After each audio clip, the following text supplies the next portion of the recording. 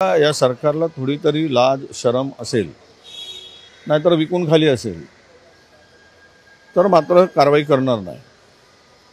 आणि थोडी जर असेल तर अशा व्यक्तीवर जो शेतकऱ्याला भिकारी म्हणतो, सरकारलाही भिकारी म्हणतो, जो शेतकऱ्यांचा अपमान करतो, सभागृहामध्ये रम्मी खेळतो, पत्ते खेळतो, काय ते गेम खेळतो, अशा ठिकाणी अशा जबाबदार लोकांचे कृत्य सरकारला आवडत असेल तर कारवाई करू नये, नाहीतर त्याला एक मिनिट सुद्धा त्या पदावर ठेवू नये।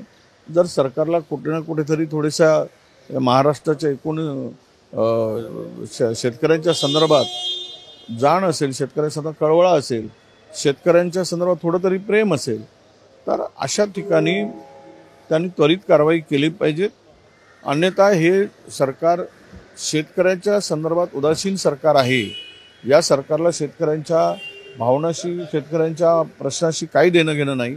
शेतकऱ्यांचा रोज अवमान करणाऱ्यांना आणि कृषी मंत्र्यांना हे कृत्य करणाऱ्यांना हे पाठीशी घालणारं सरकार आहे असं त्याचा अर्थ होईल।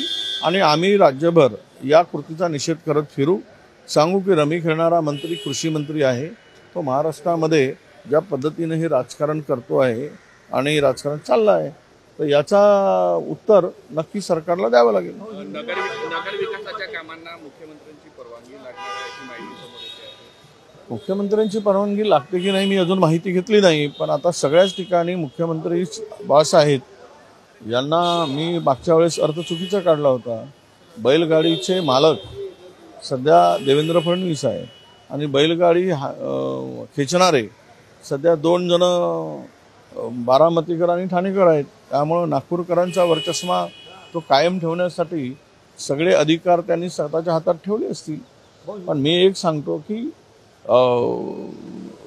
कुठे ना कुठेतरी या ठिकाणी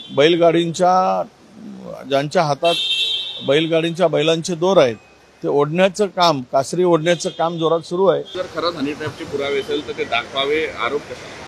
कोण म्हणाले? ते आता कळेल कोण कोण आहे त्याच्यात, ते दाखवू ना।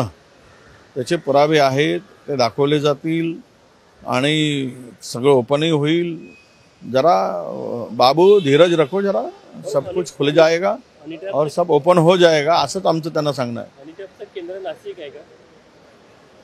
नक्कीच नाशिक आहे, सुरुवात नाशिक आहे, काही पुण्यातले आहे, अनेक ठिकाणी आहेत। हे जे हा सरकारचा खेळखंडोबाच झाला आहे, म्हणजे या सरकारला हे सगळं प्रकार पाहताना या सरकारच्या संदर्भात लोकांमध्ये जी चर्चा आहे, तर किती आरोप झाले तरी ते आमच्याकडे असं म्हणतात की एक बेशरमाचं झाड आहे, तर बेशरमाचं झाड कुठेही लागते, कुठेही उगवते, अशा प्रकारची ही स्थिती आहे। आणि एखाद्याला म्हणलं की अरे तुझ्या बेशरम झाडावर लावलं, तर ते म्हणतात की नाही मला सावली झाली, असे म्हणणारे काही व्यक्ती आहेत बेशरम। तर त्या पद्धतीनं हे सगळं कारभार सुरू आहे। सगळे राजकारणातील मंत्री, ठिकाणी अनेक मोठे मासे, हे सगळे त्यामध्ये ट्रॅप झालेले आहे।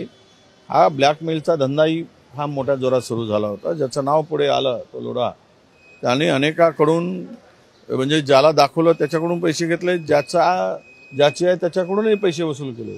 तो किमान 200 कोटी रुपये याच्यातून कमान वसूल केलेला आहे, अशी माहिती सगळीकडे मोठ्या जोरात सुरू आहे। म्हणजे ज्याला दाखवलं त्याच्याकडून पैसे घेत जाणं, हे धंदा त्यांनी राजरोसपणे सुरू केला आहे। आता ते कोणाचा कार्यकर्ता मी यावर बोलणार नाही, पण हे उघड लवकर होईल आणि जे झाकलेले चेहरे आहेत ते सगळ्यांचे चेहरे, ते नकाब आहे, ते साफ होईल। भाजपने काळे नावाच्या व्यक्तीला त्याच्यावर आरोप केले, तो देखील अशा प्रकारे जसा लोढावर गुन्हा दाखल झाला आहे बलात्कारांचा, परंतु बाकीचे खूप लोक आहेत, आता करू देत ना कारवाई।